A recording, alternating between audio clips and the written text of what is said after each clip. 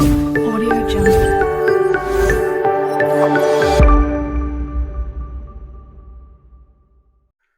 नमस्कार साथियों, मेरा नाम अंकित कुमार। मैं आपका स्वागत करता हूं हमारे YouTube channel Amazon for You में। दोस्तों, आज हम बात करने वाले हैं रीनल कैलकुलाई के बारे में, जिसको आम भाषा में क्या बोलते हैं, किडनी स्टोन या गुर्दे की पथरी बोलते हैं। कुछ वर्ड में इसको हम बोल सकते हैं नेफ्रोलिथाइसिस, या अगर इसको हम बोल सकते हैं, अगर यही स्टोन खिसक करके यूरेटर के अंदर चले तो उसको हम बोलते हैं यूरेट्रोलिथाइसिस। दूसरा, इसमें हम बात करने वाले हैं कि लोगों के मन में एक सवाल उठता है कि अगर वो हेल्दी फूड ले रहे हैं और उनका जो प्लेंटी ऑफ फ्लूइड है, मतलब ड्रिंक्स, जो वाटर ऑफ ड्रिंक्स है उनका, वो अच्छा है और ज़्यादा ज़्यादा पानी पीते हैं, फिर भी उनकी बॉडी के अंदर जो पथरी की प्रॉब्लम है वो बन जाती है। जो जो किडनी में समस्या होने वाली है, स्टोन की जो समस्या है वो बन जाती है। उनके मन में सबसे पहले यही सवाल उठता है कि वो पथरी बनती कहाँ से, वो स्टोन की जो प्रॉब्लम होती है वो कहाँ से आती है और क्यों आती है। दोस्तों, उसी चीज़ को हम डिस्कस करेंगे। उसके साथ साथ हम डिस्कस करेंगे कि जो स्टोन की प्रॉब्लम है ये कितने टाइप्स की होती है, किडनी स्टोन कितने टाइप्स की होती है। दूसरा, इसमें हम बात करेंगे कि इसके कारण क्या क्या होते हैं, किन किन कारणों से ये पथरी की जो प्रॉब्लम है ये ठीक जो हो जाती है। दूसरा, इसमें सिम्टम्स, जो इसका इनिशियल सिम्टम्स जो है, जो इसका सिम्टम्स जो सबसे पहले आने वाला होता है वो कौन सा सिम्टम्स होता है, जिससे आप क्या है स्टोन की प्रॉब्लम को पहचान सके। बाद में इसके मैनेजमेंट की बात करेंगे। तो दोस्तों, अगर आप हमारे चैनल पर नए हैं तो प्लीज लाइक करें, शेयर करें, सब्सक्राइब करें और जुड़ रहिए हमारे साथ इस वीडियो के साथ साथ। दोस्तों, रीनल कैलकुलाई का मतलब होता है, रीनल का मतलब होता है किडनी। ये आपको पता है कि किडनी होता है। अब मैं बात करूं कैलकुलाई की, तो इसका मतलब होता है स्टोन। इसके लिए हम दो वर्ड यूज कर सकते हैं दोस्तों, एक कैलकुलस और दूसरा कैलकुलाई। ठीक है, एक कैलकुलस और कैलकुलाई। सबसे पहले हम इन दोनों वर्ड को समझना होगा, तभी आप लोगों को ये कंडीशन समझ आने वाली है। तो इसका जो सबसे पहले मतलब होता है कैलकुलस का, इसका मतलब होता है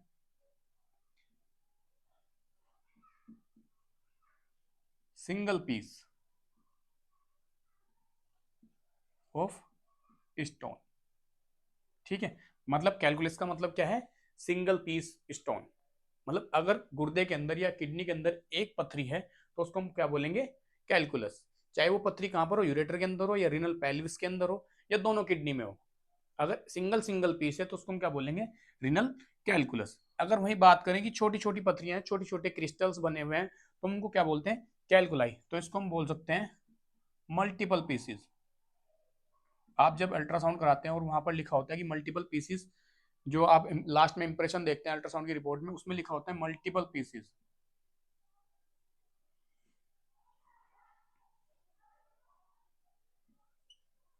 ठीक है, ऑफ स्टोन। ठीक है, तो इसका मतलब हुआ, कैलकुलस का मतलब सिंगल पीस, और दूसरे का ये क्या हुआ, जो कैलकुलाई है इसका मतलब हुआ मल्टीपल पीसीस। तो उसमें यही डिफरेंस है। आगे बात करते हैं इसके डेफिनेशन की। अब डेफिनेशन क्या है, जो भी बॉडी के अंदर आपके मिनरल्स होते हैं, समझा, हमारी बॉडी में कौन कौन से मिनरल्स होते हैं, हमारी बॉडी के अंदर कैल्शियम होता है, मैग्नीशियम होता है, फॉस्फेट होता है, मैग्नीज होता है, और जी क्लोराइड होता है। तो हमारी बॉडी के अंदर क्या होते हैं, जो कैल्शियम है या मैग्नीशियम है या फॉस्फेट है, इनके अंदर क्या होने लगता है, हार्डनिंग। क्या होने लगता है दोस्तों, इनके अंदर होने लगता है हार्डनिंग। जब यही मिनरल्स आपकी बॉडी के अंदर डिपॉजिट होने लग जाते हैं और बाद में क्या होने लग जाते हैं, हार्ड होने लगते हैं, तो ये बाद में किस में कन्वर्ट हो जाते हैं दोस्तों, ये हो जाते हैं छोटे छोटे क्रिस्टल्स के फॉर्म में कन्वर्ट हो जाते हैं। अब वही छोटे छोटे क्रिस्टल बाद में जाके थोड़े थोड़े उनका साइज क्या होने लगता है, बढ़ने लगता है, जिसको हम क्या बोलते हैं बाद में जाके, रिनल स्टोन। तो उसकी डेफिनेशन इस तरीके से बोलते हैं, hard deposition of minerals into the kidney. ठीक है, तो उसी को हम क्या बोलते हैं, उसको हम बोलते हैं किडनी स्टोन। अब किडनी स्टोन को हम दूसरे वर्ड में क्या बोलते हैं, रीनल कैलकुलाई, और इसका अदर नेम क्या है, नेफ्रोलिथियासिस। जी हाँ, इसका दूसरा नाम क्या है, नेफ्रोलिथियासिस। सबके मन में ये सवाल आता है कि इसके तीन चार नाम हैं, क्यों बोलते हैं, क्या है। तो नेफ्रॉन का मतलब क्या होता है, फंक्शनल यूनिट, इसलिए तो बोल रहे हैं जैसे ये इसका दूसरा नाम है नेफ्रोलिथियासिस। ठीक है, तो नेफ्रो मीन्स किडनी। क्यों? क्योंकि नेफ्रॉन ही क्या है, हमारी फंक्शनल यूनिट। फंक्शनल यूनिट है हमारी किडनी की, जिसको हम क्या बोलते हैं, किडनी। और लिथियासिस मीन्स क्या बोलते हैं, स्टोन। बन गया किडनी स्टोन। वैसे ही कैलकुलाई दूसरा इसका होता है यूरेट्रोलिथाइसिस। अगर यूरेटर के अंदर कोई किडनी आकर के फंस जाए और जो पाथवे होता है यूरिन पास करने का वो ब्लॉक हो जाए, तो उसको हम बोलते हैं यूरेट्रोलिथाइसिस। अब बात करते हैं दोस्तों इसके टाइप्स की।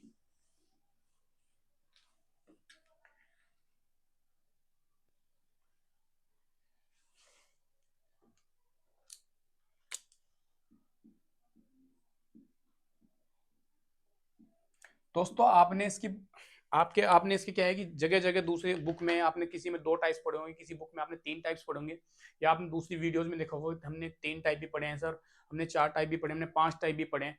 तो उसके क्या है, अलग अलग बुक्स में अलग अलग टाइप दिए हुए हैं, लेकिन हम इसमें बात करने वाले हैं सिर्फ 5 टाइप की, जो मैं आपको पढ़ाने वाला हूँ। तो इसमें 5 टाइप कौन कौन से होते हैं? सबसे पहले आता है दोस्तों कैल्शियम।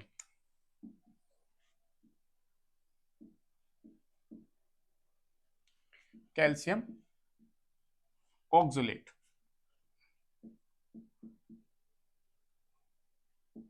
ठीक है, क्या है, कैल्शियम ऑक्सलेट। इसके जो केसेस मिलते हैं 80%, तो इसको हम क्या बोल सकते हैं, मोस्ट कॉमन।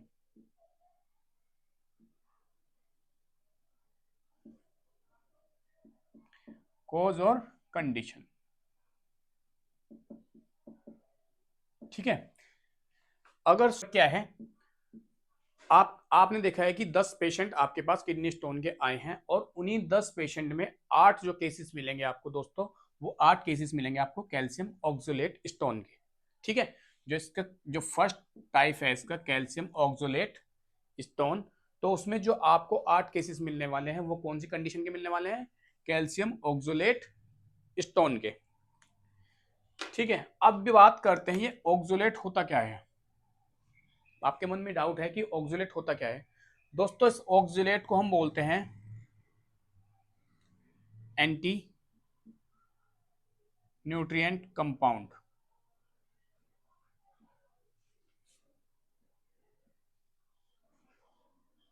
ठीक है, क्या है ये, एंटी न्यूट्रिएंट कंपाउंड। जब भी आप कोई इस तरह का फूड ले रहे हैं या कोई न्यूट्रिशन ले रहे हैं जिसके अंदर ज्यादा ऑक्सलेट है, तो ये क्या करेगा, कैल्शियम को बॉडी के अंदर एब्जॉर्ब नहीं होने देगा। समझ आया, कैल्शियम को क्या नहीं होने देगा, ये एब्जॉर्ब नहीं होने देगा, और उस पर धीरे धीरे क्या होने लग जाएगा, ये कैल्शियम के ऊपर बाइंड होना स्टार्ट कर देगा। जो हमारी बॉडी के अंदर मिनरल्स होते हैं उनको क्या करने लगता है, ये उनके ऊपर बाइंड होना स्टार्ट कर देगा। और जब बाइंड होने लग जाएगा तो बॉडी के अंदर कैल्शियम और जो अदर मिनरल्स हैं, जैसे हम फॉस्फेट की बात करने वाले हैं, तो उनको क्या करता है, बाइंड कर लेगा, तो बॉडी के अंदर क्या है, एब्जॉर्ब नहीं होने देगा। और जब एब्जॉर्ब नहीं होने देगा तो एक जगह कहां पे एक्युमुलेशन होगा, जहां पे हमारा फिल्ट्रेशन चलता है। तो किडनी के अंदर हमारा फिल्ट्रेशन होता है, जहां पर हमारा क्या है, सारा फ्लूइड जो बॉडी का होता है वहां पे फिल्टर होता है। तो वहां पर क्या जाएगा, ये वहां पर जाके एक्यूमुलेट होना स्टार्ट हो जाएगा। और जब एक्यूमुलेट होना स्टार्ट हो जाएगा तो उसके छोटे छोटे फॉर्मेशन बनना स्टार्ट होंगे, जिसको हम बोलते हैं क्रिस्टल। तो वहीं पर जाके क्या होगा दोस्तों, ये क्रिस्टल बनाने स्टार्ट कर दिया, क्रिस्टल फॉर्मेशन।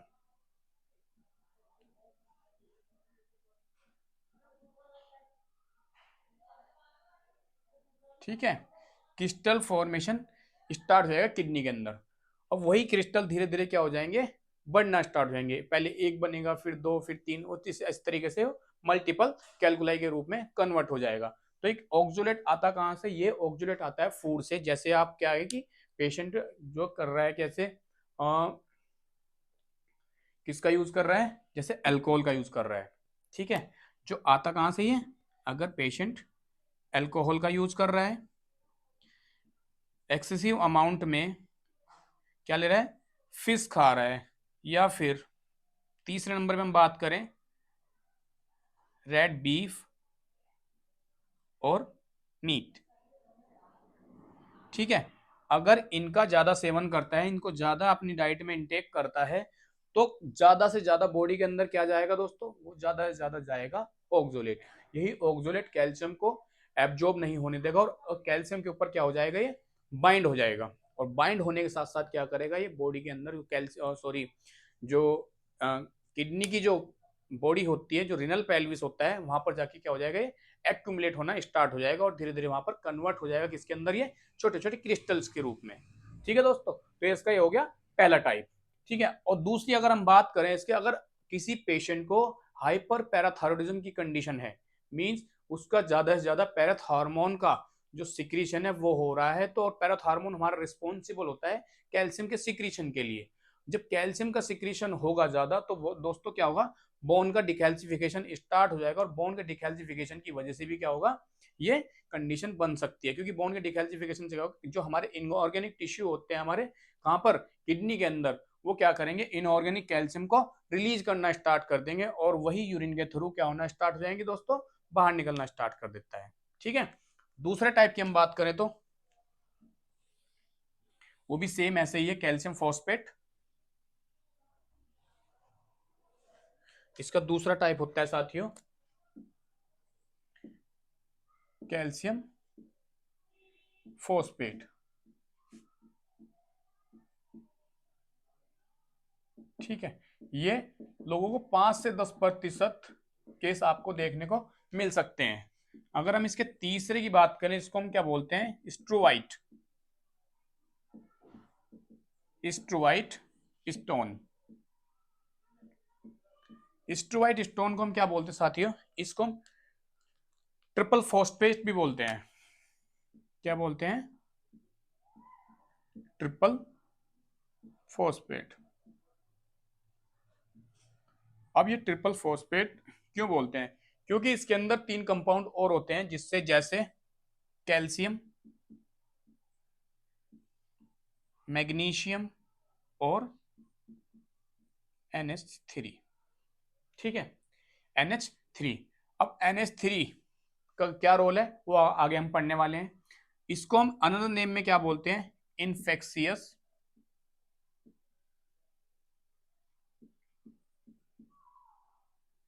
स्टोन। ठीक है साथियों, क्या बोलते हैं, इन्फेक्शियस स्टोन। अब क्या होता है, ये इन्फेक्शन कौन सा साथियों, यूटीआई का। अब आप पूछेंगे यूटीआई का कैसे सर। अब क्या होता है कि बॉडी के अंदर हमारा क्या होता है, एक यूरेथ्रा पॉइंट होता है जहां से यूरिन पास करते हैं। ठीक है, अब वहां से अगर किसी पेशेंट को यूटीआई का इन्फेक्शन चल जाए, असेंडिंग बैक्टीरियल इन्फेक्शन की वजह से, जो बैक्टीरियल होता है, जो पॉजिटिव एजेंट होता है दोस्तों, वो होता है स्यूडोमोनास। ठीक है, और दूसरा होता है प्रोटियस वल्गैरिस। ठीक है, ये दोनों बैक्टीरिया क्या है, ये इन्फेक्शन कॉज करते हैं, और इन्फेक्शन कॉज होने की वजह से क्या होगा दोस्तों, ये यूरेथ्रा थ्रू कहाँ जाएंगे, हमारे ब्लैडर के अंदर, ब्लैडर से ट्रेवल करेंगे सीधा यूरेटर से जो हमारा रिनल पेल्विस होता है वहां पर। अब क्या होगा, ये बैक्टीरिया जो होते हैं, ये सिक्रीट करते हैं एक एंजाइम जिसका नाम है यूरिएज। क्या सिक्रीट करते हैं साथियों, ये यूरिएज एंजाइम, यूरिएज एंजाइम। अब ये यूरिएज एंजाइम क्या करेगा, ये यूरिन के साथ बाइंड होकर के यूरिन का करेगा ब्रेक डाउन। ठीक है, क्या करेगा, यूरिन का ब्रेक डाउन। अब ये जब यूरिन का ब्रेक डाउन करेगा तो क्या निकलेगा साथियों, यहां से NH3। ठीक है, अब ये NH3 क्या होगा, ये जाएगा कहां पर, आपकी किडनी के अंदर, और ये NH3 आपकी किडनी में क्या हो जाएगा, एक्यूमुलेट होना स्टार्ट हो जाएगा। फिर बाद में ये भी क्या करेगा, ये करेगा क्रिस्टल, पहले क्रिस्टल बनेंगे, छोटे छोटे क्रिस्टल बनेंगे स्टोन के, फिर वापस जाके इनका साइज में इंक्रीमेंट होगा, जो इनका साइज बढ़ना स्टार्ट हो जाए, जिसको हम क्या बोलते हैं, स्ट्रोवाइट स्टोन। ठीक है, ये तीसरा टाइप कंप्लीट हो गया। अब बात करते हैं 4th नंबर की।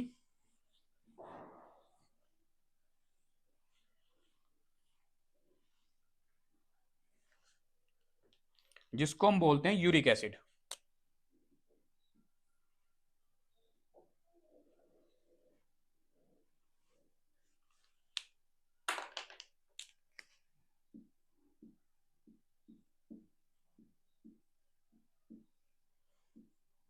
ठीक है, अब ये यूरिक एसिड, ये चांसेस होते हैं 10 से 15% मरीजों में मिलने के।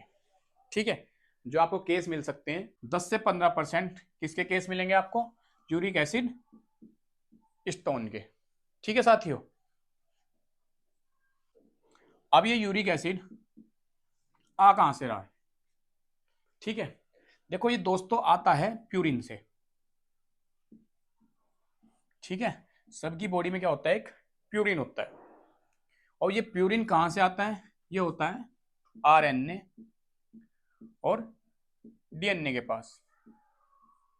ठीक है, अब सबके पास डीएनए की दो फॉर्म होती हैं, दो कंपाउंड होते हैं डीएनए के पास, जिसको हम चेन भी बोलते हैं, प्यूरिन और दूसरा होता है पैरिडीमिन। ठीक है, अब इस प्यूरिन के पास क्या होगा? इसके पास होता है एडेनिन और ग्वानिन। ठीक है साथियों, अब ये प्यूरिन क्या करता है? आता कहां से बॉडी के अंदर? ये प्यूरिन आता है दोस्तों, जो लोग या जो पेशेंट ज्यादा मीट खाते हैं, मीन्स मांस का यूज करते हैं, फिश खाते हैं, या हाई प्रोटीन रिच डाइट लेते हैं, या फिर हम बोल सकते हैं अल्कोहल का कंजप्शन ज्यादा अमाउंट में करते हैं। ठीक है, ये वहां से आता है, क्योंकि बॉडी के अंदर जितना ज्यादा प्यूरिन होगा उतना ज्यादा यूरिक एसिड पेशेंट की बॉडी के अंदर बढ़ेगा। समझ आया? जितना ज्यादा बॉडी के अंदर प्यूरिन होगा उतना ज्यादा यूरिक एसिड बढ़ेगा।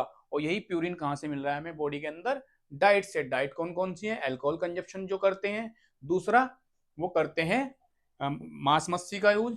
ठीक है, मांस मछली मतलब फिश और मीट। मीट कौन सा? Red beef. और जो ये पक्षी वगैरह जो बर्ड्स जो चिकन खाते हैं, जैसे जंगली जो लोग होते हैं, उनमें ज्यादा देखने को मिल सकता है।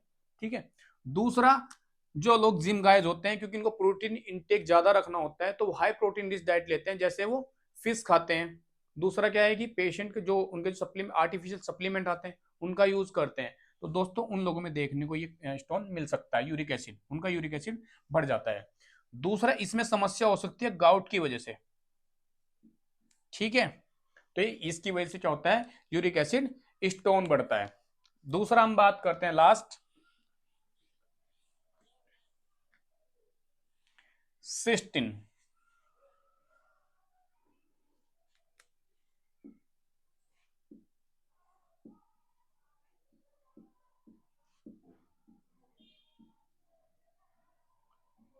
सिस्टिन स्टोन, अब ये सिस्टिन स्टोन क्या करता है? इस सिस्टिन स्टोन को हम बोलते हैं हेरिडिटी स्टोन। ठीक है साथियों, क्या बोलते हैं? Heredity stone. हेरिडिटी क्यों बोल रहे हैं? कि अगर किसी की फैमिली में स्टोन की समस्या पहले पूर्वजों में उनके रही है, उसकी दूसरी पीढ़ी में रही है, तो हो सकता है उसका कुछ अमाउंट बच्चों में ट्रांसफर हो जाता है, या फिर कुछ जो न्यूबॉर्न बेबी होते हैं बाद में क्या बनते हैं? वो चाइल्ड, फिर वो यंग एज में जाते हैं, स्कूलिंग एज के बाद, तो उनकी बॉडी से अमीनो एसिड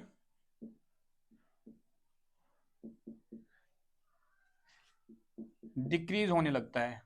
अब डिक्रीज कैसे हो रहा है? ये अमीनो एसिड किसके थ्रू बाहर निकल रहा है? यूरिन के थ्रू। ठीक है, ये अमीनो एसिड हमारा क्या है? ये अमीनो एसिड है हमारा प्रोटीन का एंड प्रोडक्ट। ठीक है, अब ये बॉडी से बच्चों की बाहर निकल जाता है, तो उनमें छोटी उम्र में ही ये किडनी स्टोन देखने को मिल सकता है, जिसको हम क्या बोलते हैं? Cystine stone. इसके जो केस हैं बहुत रेयर होते हैं, 1% ही देखने को मिलता है। अब बात करते हैं हम इसके कॉजेस की, कि किन किन कारणों से जो रीनल कैल्कुलाई की समस्या है वो हो रही है। तो सबसे पहले जो कारण है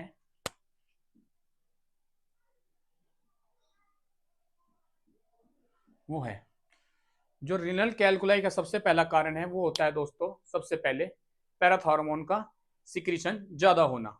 तो हम लिख सकते हैं increase secretion of parathormone, PTH. ठीक है। दूसरा इसका कारण होता है heredity.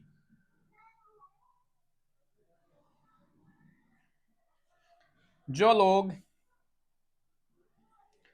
High protein rich diet लेते हैं,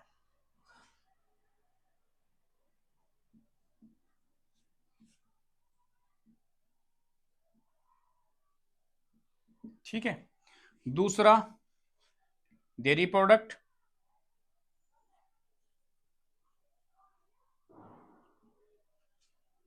कंजप्शन ऑफ एल्कोहल,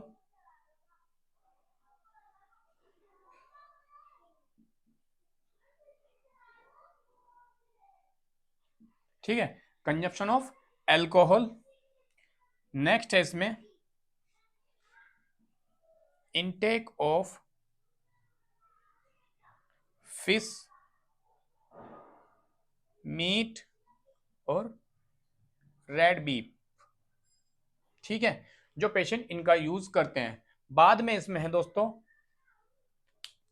जो विटामिन डी सप्लीमेंट का ज्यादा इंटेक करते हैं, विटामिन डी, जैसे आप टैबलेट खाते होंगे विटामिन D3 या फिर कैल्शियम D3 की टैबलेट, तो उस कंडीशन की, उस सप्लीमेंट की वजह से भी होता है। तो इनटेक ऑफ विटामिन डी। ठीक है साथियों। दूसरा इसका लास्ट है ओबेसिटी। जो अपने बॉडी वेट को कंट्रोल नहीं करते हैं, बॉडी वेट उनका क्या होता है, नॉर्मल लेवल से ज्यादा होता है, जिनको हम क्या बोलते हैं, ओबीज पेशेंट। तो उनमें किडनी की समस्या देखने, किडनी स्टोन की समस्या देखने को मिल सकती है। ठीक है, तो ये इसके कारण थे दोस्तों।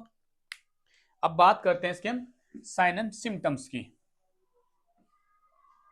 अब sign and symptoms renal calculi के क्या होते हैं, क्योंकि हमारी बॉडी के अंदर थोड़ा सा भी अगर कुछ, हमारा अंदर का इंटरनल एनवायरनमेंट थोड़ा सा भी अगर डगमगा जाता है, उसमें कुछ इम्पेयर्डनेस हो जाती है, तो हमारी बॉडी तुरंत क्या करती है, रिस्पॉन्स करती है। अब रिस्पॉन्स करने के साथ साथ क्या करती है दोस्तों, वो आपको इंडिकेट करती है कि बॉडी के अंदर कुछ ना कुछ ऐसी हलचल हो रही है जिसकी वजह से बॉडी में कुछ आगे जाके समस्या हो सकती है। तो आपको क्या करना है, वो इंडिकेशन, वो सिम्टम्स आपको पहचानने होते हैं। उन सिम्टम्स को पहचानने के ही आप पश्चात क्या कर पाएंगे, ट्रीटमेंट ले पाएंगे। अगर आप वो सिम्टम्स या वो जितनी भी आपको साइन दे रही है बॉडी के अंदर कि ये चीजें हो रही है और आप उसको इग्नोर कर रहे हैं, तो आगे जाके आपको वो प्रॉब्लम का सामना करना पड़ सकता है, कॉम्प्लिकेटेड कंडीशन बन सकती है आपके लिए। तो दोस्तों सबसे पहला जो इसका सिम्टम्स होता है रीनल कैलकुलाई का, किडनी की स्टोन का, वो क्या होता है, वो होता है रेडिएट पेन।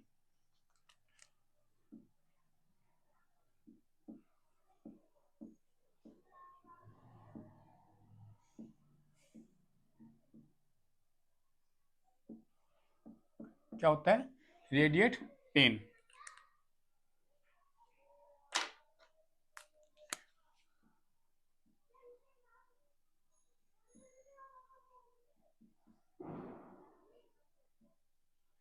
रेडिएट पेन, अब ये रेडिएट पेन होता कहां से है दोस्तों, ये रेडिएट पेन होता है सबसे पहले आपके लोअर बैक से, समझ आ रहे हो, लोअर बैक से कहां तक जाएगा, ये टू आपकी जाएगा ये इनर थाई, देन जाएगा ये ग्रोइन एरिया।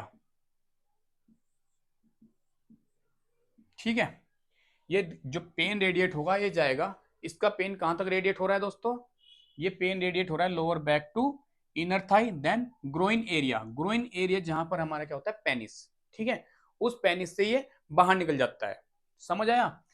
जो रेडिएट पेन, रीनल कैलकुलाई का जो पेन होता है वो कहां से होता है, वो रीनल कैलकुलाई का पेन होता है हमारी लोअर बैक से लेकर के इनर थाई, और इनर थाई से निकलता है वो हमारे ग्रोइन एरिया, जहां से हमारा प्राइवेट पार्ट होता है, उस प्राइवेट पार्ट से बाहर निकल जाता है। ठीक है, इस पेन की ड्यूरेशन कितनी होती है, 30 से 120 मिनट। ठीक है।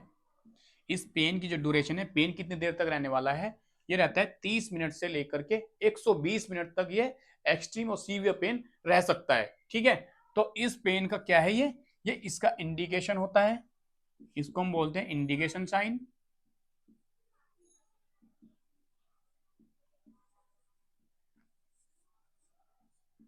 ठीक है।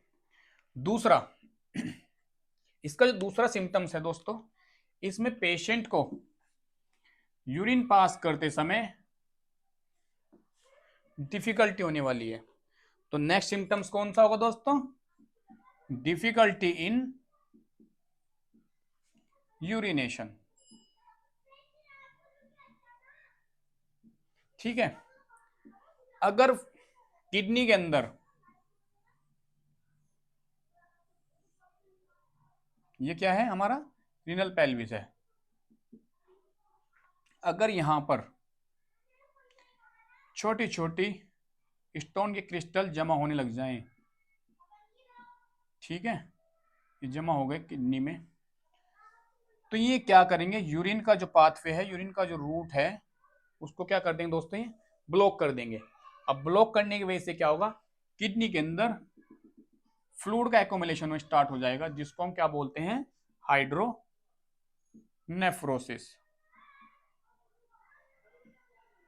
क्या बोल रहे हैं, हाइड्रोनेफ्रोसिस मींस किडनी में पानी भरना स्टार्ट हो जाएगा। ठीक है। दूसरा इसमें कंडीशन होने वाली है, अगर ये कंडीशन, ये स्टोन निकल करके यहां पर आकर के क्या करें, यूरेटर को ब्लॉक कर दें, तो इसको हम क्या बोलते हैं, यूरेट्रोलिथाइसिस। तो ये कंडीशन सिम्टम्स देखने को मिलेगा हमें जब आप जांच कराएंगे, यूरेट्रोलिथाइसिस। ठीक है। दूसरा साथ ही साथ इसमें आपको होने वाला है लोअर एब्डोमिनल पेन।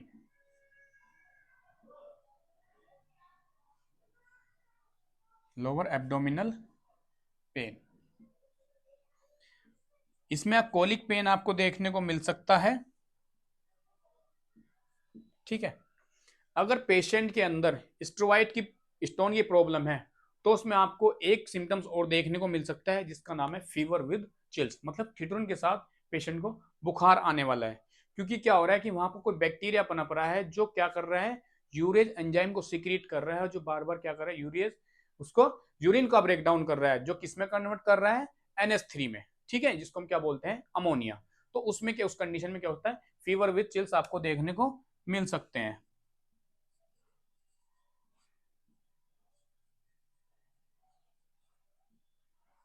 ठीक है। नेक्स्ट हम बात करते हैं,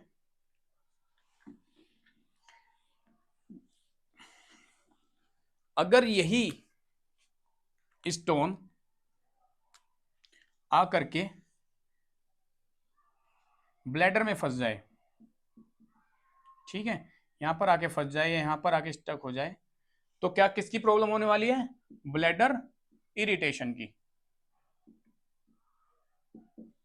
ब्लैडर इरिटेशन होगा और साथ में क्या होगा, ब्लैडर में इंफ्लामेशन होगी, जिसको हम क्या बोलते हैं, सिस्टाइटिस। सिस्टाइटिस। ठीक है। अगर यहीं पे इंफेक्शन ज्यादा हो जाता है किसी कंडीशन की वजह से, तो कंडीशन यूरिन के साथ साथ क्या निकलने वाला है, पस फॉर्मेशन। बाद में पेशेंट को हिमेचोरिया प्रॉब्लम रह सकती है, मींस पेशेंट के यूरिन के साथ साथ ब्लड के निकलने की भी संभावना बढ़ जाती है, अगर ब्लैडर के अंदर कोई पथरी आकर के फंस जाती है और बाद में क्या करती है, वो ब्लैडर की लेयर को पेनिट्रेट करना स्टार्ट करती है। तो ठीक है। तो दोस्तों, ये से कुछ सिम्टम्स थे जो हमने क्या करने हैं, पहचानने होते हैं। साथ साथ इसमें दो सिम्टम्स और आते हैं, पेशेंट को नोजिया वोमिटिंग, नोजिया और वोमिटिंग की शिकायत रह सकती है। ठीक है। क्योंकि पेशेंट का क्या होगा, नोजिया वोमिटिंग की शिकायत, उसको ऐसा मन करेगा कि उसको वोमिटिंग हो रही है। ठीक है। वोमिटिंग जैसे मन करेगा, तो ये कंडीशन हमें पहचाननी होती है। क्यों, क्योंकि हमारी बॉडी के अंदर क्या हो रहा है, अमोनिया का जो सिक्रीशन है वो एक्युमुलेट होना स्टार्ट करता है, जिसकी वजह से फाउल स्मेल आना स्टार्ट होती है। ठीक है।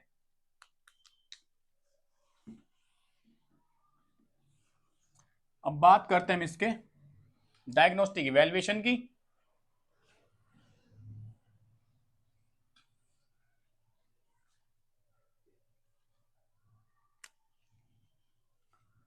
जो इसका डायग्नोस्टिक इवैल्यूएशन है साथियों,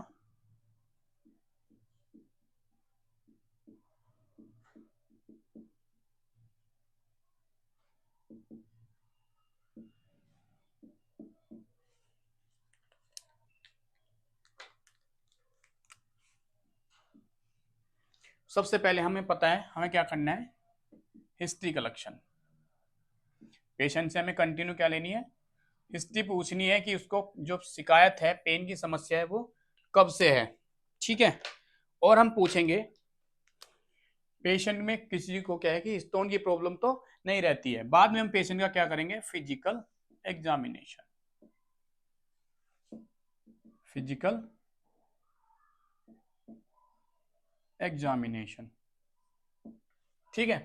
फिजिकल एग्जामिनेशन करने के लिए सबसे पहले आपको क्या करना है, कोस्टो वर्टिब्रल एंगल असेसमेंट। ठीक है, कोस्टो वर्टिब्रल एंगल असेसमेंट। अब ये कोस्टो वर्टिब्रल एंगल असेसमेंट किस तरीके से करते हैं, पेशेंट को हमने क्या करना है, सुपाइन पोजीशन में लेटाना है। देन उसके हमें जो हमारी 12th रिब्स होती है, उस 12th रिब्स के पास हमें इस तरीके से अपना हाथ प्लेस करना है। ठीक है, इस तरीके से हाथ प्लेस करने के बाद हमें क्या करना है, उसकी जो रीढ़ की हड्डी होती है, स्पाइनल कॉर्ड, उस पर हमें पूरा अच्छे तरीके से प्रेशर रखना है। और प्रेशर रखने के साथ साथ हमें इस तरीके से हमें अपने हाथ को प्लेस करना है। देन उसमें पेशेंट को क्या होगा, उसमें पेशेंट को पेन फील होगा, चुभन वाला पेन फील होगा। और साथ ही साथ आपको क्या फील होगा, मसल्स में स्टिफनेस, टेंडरनेस भी आपको वहां पर देखने को मिल सकती है। किसकी हेल्प से दोस्तों, कोस्टोवर्टिब्रल एंगल की हेल्प से। इसमें हम नेक्स्ट बात करते हैं ब्लड इन्वेस्टिगेशन की।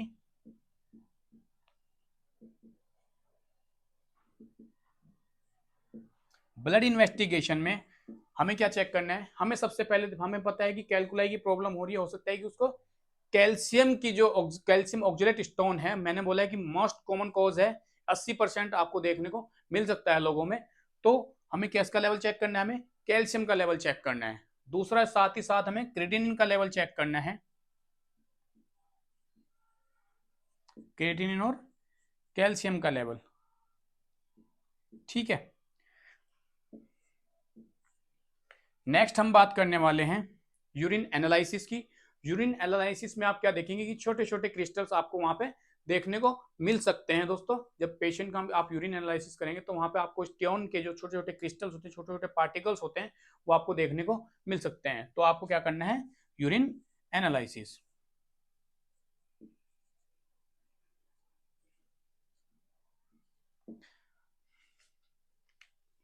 नेक्स्ट आप करेंगे पेशेंट का एब्डोमिनल अल्ट्रासाउंड, जिसको हम क्या बोल रहे हैं, एब्डोमिनल अल्ट्रासाउंड। एब्डोमिनल एक्सरे आप करवा सकते हैं।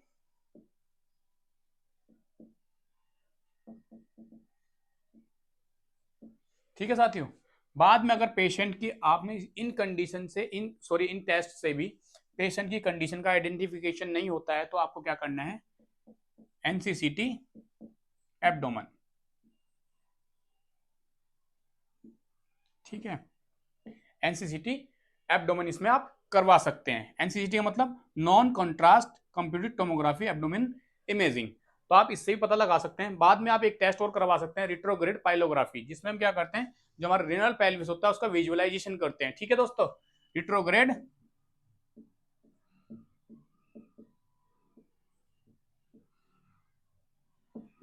पाइलोग्राफी। ठीक है, ये टेस्ट आप करवा सकते हैं। तो दोस्तों डायग्नोस्टिक इवैल्यूएशन थे, जिनकी हेल्प से हम क्या कर सकते हैं, हम रीनल कैलकुलाई की समस्या जो होती है उसको अच्छे से पहचान सकते हैं और उसका समय रहते ट्रीटमेंट कर सकते हैं। अब बात करते हैं उसके मैनेजमेंट की, जिसकी हम बार बार सब लोगों को ये जिज्ञासा होती है, क्यूरियोसिटी होती है कि इसके लिए हम बेस्ट मैनेजमेंट क्या करें। तो सबसे पहले बेस्ट मैनेजमेंट जो उसका होता है दोस्तों, वो होता है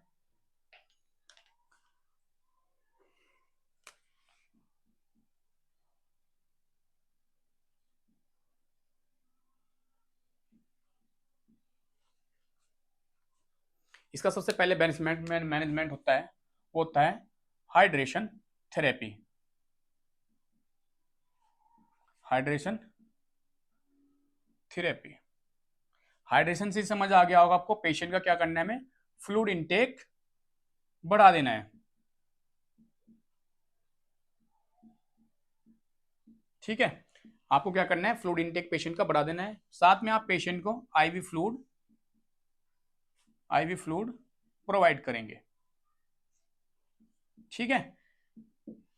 दूसरा, इसमें अगर पेशेंट को सीवियर पेन है और पेशेंट का इतना सीवियर पेन है कि पेशेंट आपके साथ कोऑपरेट नहीं कर पा रहा, तो आप उसको क्या देंगे, नारकोटिक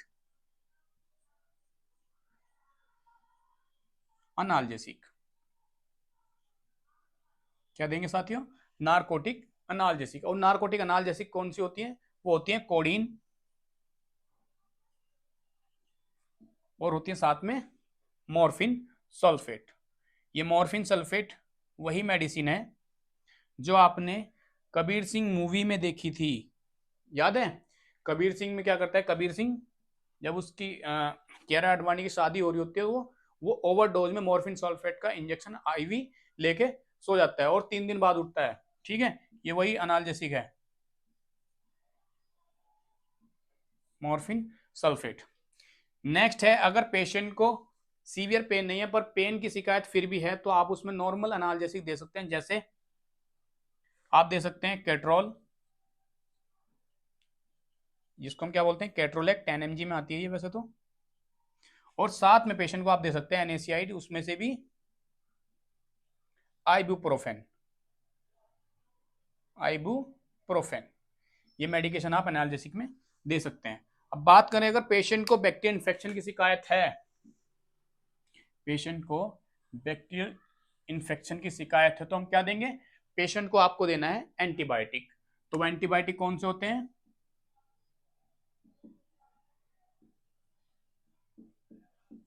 वो एंटीबायोटिक होते हैं साथियों एम्पिसिलिन, सिप्रोफ्लोक्सासिन, जेंटामाइसिन, टिकारसिलिन। ये 3-4 मेडिकेशन आती हैं, एम्पिसिलिन, टिकारसिलिन,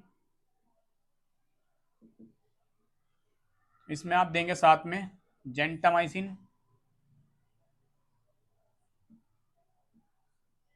और सिप्रोफ्लोक्सासिन,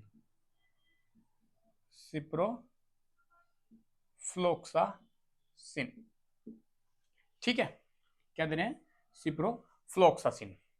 अब क्या हो रहा है साथियों, इस कंडीशन में जब आपने ये एंटीबायोटिक दे दी, ये एंटीबायोटिक देने से पहले आपको करना है AST test, AST before giving this drug.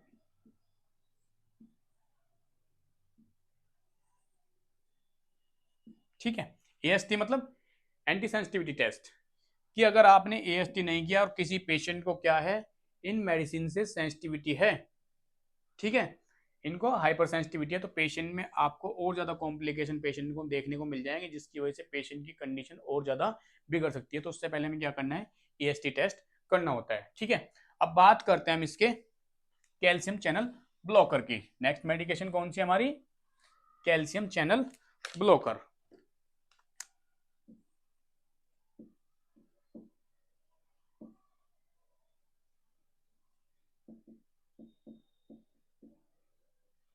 वो कौन सी है, नेफेडिपिन।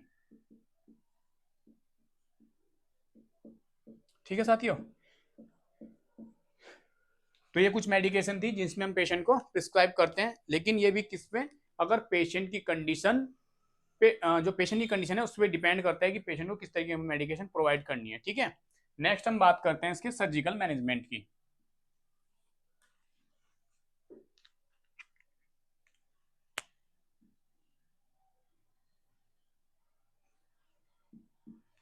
सर्जिकल जो मैनेजमेंट है वो डिपेंड करता है पेशेंट की सीवियरिटी पर। अगर पेशेंट की किडनी में जो स्टोन है उनका साइज अगर छोटा है, समझ आया, अगर पेशेंट की किडनी स्टोन का जो साइज है वो छोटा है, छोटा भी कितना दोस्तों, 6 mm से 6 mm से अगर डाउन है, तो उसमें हम क्या सर्जरी प्लान नहीं करते हैं, उसमें हम प्लेंटी ऑफ फ्लूइड लगा करके अदर प्रोसीजर जो नॉन इन्वेजिव प्रोसीजर होते हैं उनको प्लान करके उन जो स्टोन होती है उनको रिमूव कर देते हैं। ठीक है, अगर यही साइज 6 mm से ज्यादा है तो इसके लिए हमें क्या करना पड़ता है, इसके लिए हम सर्जिकल प्रोसीजर या इन्वेजिव प्रोसीजर प्लान करने होते हैं। ठीक है, तो आइए बात करते हैं दूसरा जो इंडिकेशन है ये तो हो गया साइज का। दूसरा हम किस कंडीशन में कर सकते हैं, अगर किसी पेशेंट की जो पेशाब की नली होती है उसमें कोई अगर स्टोन आकर के फंस जाए और पेशेंट का जो यूरिन पास करने की जो प्रॉब्लम है वो प्रॉपर तरीके से नहीं हो रही है, तो उस कंडीशन में कर सकते हैं। अगर पेशेंट की कंडीशन, अगर वो जो स्टोन है बार बार एक ही जगह पर फंस जा रही है, कभी जो पेशेंट की सीवियरिटी है, पेन की जो सीवियरिटी है वो बढ़ रही है और अपनी जगह से वो मूवमेंट कर रही है, तो एक कंडीशन उसमें देखने को हमें मिल सकती है। ठीक है, नेक्स्ट इसमें हम बात करने वाले हैं सर्जरी। जो फर्स्ट सर्जरी है वो होती है नेफ्रोलिथोटोमी। नेफ्रोलिथोटोमी। अब इस सर्जरी में क्या होता है, नेफ्रोलिथोटोमी में इसमें जो सर्जन होता है वो प्लान करता है एक इंसिजन का। ठीक है, ये इन्वेजिव प्रोसीजर है।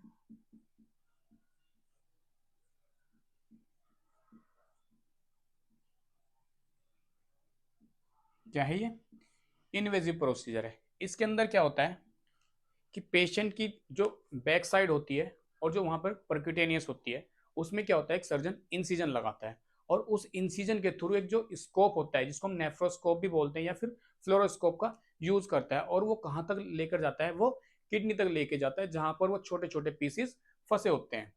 ठीक है, जहां पर वो छोटे छोटे पीसीस फंसे होते हैं तो उनको क्या करता है, धीरे धीरे वो निकालने की कोशिश करता है।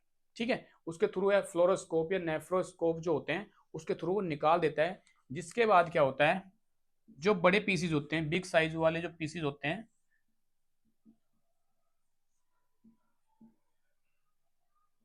जिसमें क्या होता है, इसमें हाई एनर्जी हाई एनर्जी का यूज किया जाता है जिसको हम क्या बोलते हैं, ultrasonic energy. Ultrasonic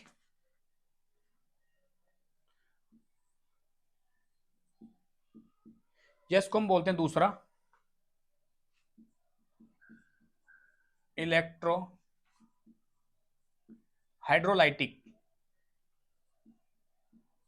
electro hydrolytic या फिर अल्ट्रासोनिक हाई एनर्जी के प्रोब इसमें हम यूज करते हैं, किसके लिए, इन बिग पीसीज को ब्रेक करने के लिए। ठीक है, क्या करने के लिए, ब्रेक करने के लिए। जब ये बड़े बड़े पीस छोटे छोटे पार्टिकल्स में टूट जाते हैं तो उनको वापस क्या करते हैं, उनको फ्लोरोस्कोप या नेफ्रोस्कोप की हेल्प से रिमूव कर दिया जाता है। तो इस प्रोसीजर का नाम क्या है, सर्जिकल प्रोसीजर का नाम, इसका नाम है नेफ्रोलिथोटमी। नेक्स्ट प्रोसीजर है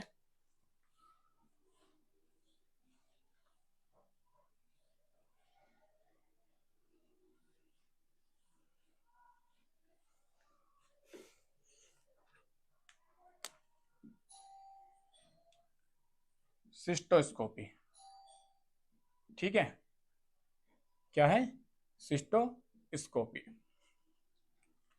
अब ये सिस्टोस्कोपी क्या होता है, सिस्टोस्कोपी हम यूज करते हैं जो यूरेटर के अंदर कोई छोटे पीसीस स्टोन के आकर के फंस जाते हैं तो उसमें हम सिस्टोस्कोप का यूज करके उनको रिमूव करते हैं। ठीक है, हम यूरेथ्रा के थ्रू एक क्या करते हैं, टेलीस्कोप डालते हैं, माइक्रो टेलीस्कोप डालते हैं और ब्लैडर से होते हुए कहाँ तक लेके जाते हैं, यूरेटर तक। और यूरेटर से वो जो पथरी होती है, स्टोन की जो प्रॉब्लम होती है उसको, छोटे पीस को निकाल लेते हैं, जिससे क्या होता है, पेशेंट को रिलीफ मिल जाता है।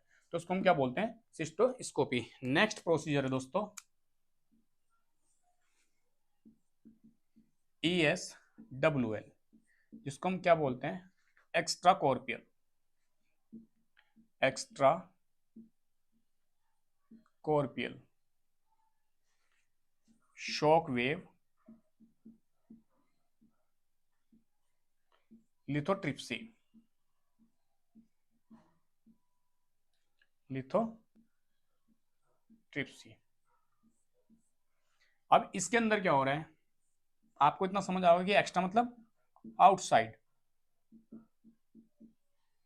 ठीक है, और शॉक मतलब शेक या वाइब्रेशन। जैसे मान लो ये किडनी है, ठीक है, और यहां पर इस तरीके से छोटे छोटे क्रिस्टल फंसे हुए हैं। ठीक है।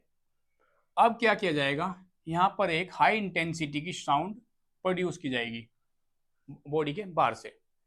ठीक है, किडनी की बॉडी के बाहर से क्या है, हाई इंटेंसिटी की साउंड प्रोवाइड की जाएगी या प्लेस की जाएगी, जिसकी वजह से ये जो रीनल पेल्विस है इसमें वाइब्रेशन आएगा, और वाइब्रेशन होने की वजह से, ये साउंड वेव जाने की वजह से वाइब्रेशन होगा, जो छोटे छोटे पार्टिकल्स आपस में फंसे हुए हैं ये लूज हो जाएंगे, और लूज होने की वजह से धीरे धीरे करके बाहर निकलने स्टार्ट हो जाएंगे। ठीक है, अब लूज होने की वजह से जब बाहर आएंगे तो ये जो स्मॉल पीसीज हैं, ठीक है, उसके बाद क्या होगा, ये यूरिन फ्लो के साथ साथ बॉडी से वॉश आउट हो जाएंगे। ठीक है, तो यूरिन के थ्रू धीरे धीरे क्या हो जाएंगे, बाहर हो जाएंगे। तो इसमें हम क्या करते हैं, इसमें हम बॉडी के बाहर से क्या करते हैं, साउंड वेव प्रोड्यूस करते हैं, जिसकी जो साउंड प्रोड्यूस क्या करती है, पाइलो जो हमारा रीनल पेल्विस होता है वो वाइब्रेट हो जाता है, जिसकी वजह से छोटे छोटे पीस आपस में फंसे होते हैं वो लूज होकर के बाहर निकल जाते हैं। ठीक है, यूरेटर के अंदर आ जाते हैं, जिसके साथ साथ क्या होता है, यूरिन फ्लो के साथ साथ वो वॉश आउट हो जाते हैं। ठीक है, तो ये क्या था हमारा ESWL। नेक्स्ट सर्जरी है साथियों इसमें कीमोलाइसिस। क्या है, कीमोलाइसिस। अब ये कीमोलाइसिस क्या है, ये कीमोलाइसिस होता है दोस्तों ये अल्टरनेट ट्रीटमेंट। अगर पेशेंट को ESWL सिस्टोस्कोपी या लिथोट्रिप्सी या नेफ्रोलिथोटोमी से कोई प्रॉब्लम है या कोई उसके ज्यादा कोई कॉम्प्लिकेशन आ रहे हैं, तो उसके अल्ट्रेशन में हम क्या देते हैं, कीमोलाइसिस प्रोसीजर करते हैं। कीमोलाइसिस में क्या करते हैं, बॉडी के अंदर एक केमिकल, कीमो मतलब ये लिखा है ना कीमो, तो इसी से समझ आना चाहिए, इसका मतलब क्या है, केमिकल, लाइसिस मतलब डिजोल्व, केमिकल। तो बॉडी के अंदर हम क्या इंजेक्ट कर रहे हैं, केमिकल इंजेक्ट कर रहे हैं। किसके लिए, हम क्या करते हैं, जो हमारे बॉडी के अंदर रिनल स्टोन होते हैं, जो रिनल्स के अंदर, किडनी के अंदर जो पत्थरी की समस्या है उसको डिजोल्व करने के लिए हम क्या कर रहे हैं, केमिकल इंजेक्ट कर रहे हैं। समझ आया, जब केमिकल इंजेक्ट करेंगे तो हम क्या होगा, वो जो छोटे छोटे पीसीस होते हैं पथरी के, जो स्टोन के क्रिस्टल्स होते हैं वो डिजोल्व हो जाते हैं और यूरिन के फ्लो के साथ बाहर निकल जाते हैं। ये कैसा प्रोसीजर है, ये अल्टरनेट ट्रीटमेंट होता है इन सब प्रोसीजर का। अगर पेशेंट को कोई कॉम्प्लिकेटेड कंडीशन है या पेशेंट का क्या है कि पेशेंट स्टेबल नहीं है किसी सर्जरी प्लानिंग के लिए या सर्जिकल प्रोसीजर के लिए स्टेबल नहीं है, तो उसमें हम क्या करते हैं, यहाँ कीमोलाइसिस प्रोसीजर करते हैं। तो दोस्तों ये कंडीशन हमारी यहीं पर समाप्त होती है, एंड करते हैं, इसमें इतना ही है। अगर आपको हमारी वीडियो पसंद आई और हमारे चैनल पर आप नए हैं तो प्लीज़ वीडियो को लाइक करें, शेयर करें, सब्सक्राइब करें और जुड़े रहिए हमारे साथ ऐसी ही वीडियो के साथ, और इससे भी अच्छी अच्छी कंडीशन और उनका मैनेजमेंट, उनका ट्रीटमेंट, जो उनको किस किस तरीके से हम डायग्नोस करते हैं, किस किस तरीके से उन कंडीशन को पहचानते हैं, वो मैं आपके लिए लेकर आने वाला हूँ। थैंक यू दोस्तों।